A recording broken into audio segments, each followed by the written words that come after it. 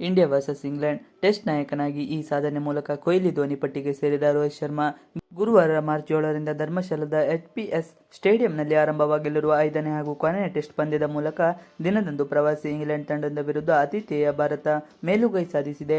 Team India ನಾಯಕ ರೋಹಿತ್ ಶರ್ಮಾ ಅವರು ತಮ್ಮ ಟೆಸ್ಟ್ ಸರಣಿಯಲ್ಲಿ 5ನೇ ಮತ್ತು ಅಂತಿಮ ಪಂದ್ಯದಲ್ಲಿ ಇಂಗ್ಲೆಂಡ್ ವಿರುದ್ಧ ತಮ್ಮ 18ನೇ ಟೆಸ್ಟ್ ಅರ್ಧಶತಕವನ್ನು ಪೂರೈಸಿದ್ದಾರೆ. ಈ ಅರ್ಧಶತಕದೊಂದಿಗೆ ರೋಹಿತ್ ಶರ್ಮಾ ಅವರು ಭಾರತ ತಂಡದ ಟೆಸ್ಟ್ ನಾಯಕರಾಗಿ 1000 ರನ್ಗಳನ್ನು ಗಡಿಯನ್ನು ದಾಟಿರುವ ಈ ಮೂಲಕ ಈ ಸಾಧನೆ ಮಾಡಿದ ಭಾರತದ 10ನೇ ನಾಯಕ ಎನಿಸಿಕೊಂಡರು.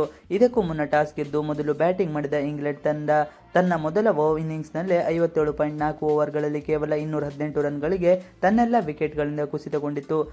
ಪ್ರತ್ಯುತ್ತರವಾಗಿ ಮೊದಲ ಇನ್ನಿಂಗ್ಸ್ ಆರಂಭಿಸಿದ ಭಾರತ ತಂಡ ರೋಹಿತ್ ಶರ್ಮಾ ಮತ್ತು ಯಶಸ್ವಿ ಜೈಸ್ವಾಲ್ ಅವರ ಅರ್ಧಶತಕದ ನೆರವಿನಿಂದ 1ನೇ ದಿನದಾಟಕ್ಕೆ 1 ವಿಕೆಟ್ ನಷ್ಟಕ್ಕೆ 135 ರನ್ ಗಳಿಸಿದ್ದು ಇಂಗ್ಲೆಂಡ್ಗಿಂತ 80 ರನ್ಗಳ ಹಿನ್ನಡೆಯಲ್ಲಿದೆ. ಇನ್ನು ರೋಹಿತ್ ಶರ್ಮಾ ಟೆಸ್ಟ್ ಕ್ರಿಕೆಟ್ನಲ್ಲಿ Virat Kohli 5864 run, MS Dhoni 3454 run, Sunil Gavaskar 3449 run, Mohammad Azharuddin 2856 run, Sourav Ganguly 2561 run, Mansoor Ali Khan Pataudi 2424 run, Sachin Tendulkar 2054 run, Rahul Dravid 1736 run ಮತ್ತು ಕಪಿಲ್ ದೇವ್ 1364 ರನ್ ಅವರಂತಹ ದಿಗ್ಗಜರ ಭಾರತದ ನಾಯಕರ ಪಟ್ಟಿಗೆ ಸೇರಿಕೊಂಡರು. ರೋಹಿತ್ ಶರ್ಮಾ ಮತ್ತು ಸಹ ಆರಂಭಿಕ ಆಟಗಾರ ಯಶಸ್ವಿ ಜೈಸ್ವಾಲ್ ಮೊದಲ ದಿನದಂದು ಅರ್ಧಶತಕಗಳನ್ನು ಬಾರಿಸುವ ಮೂಲಕ ಇಂಗ್ಲೆಂಡ್ ವಿರುದ್ಧ ಭಾರತ ಮೇಲುಗೈ ಸಾಧಿಸಲು ಸಹಾಯ ಮಾಡಿತು.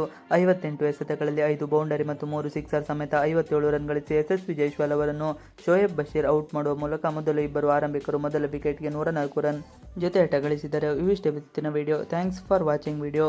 Please like, share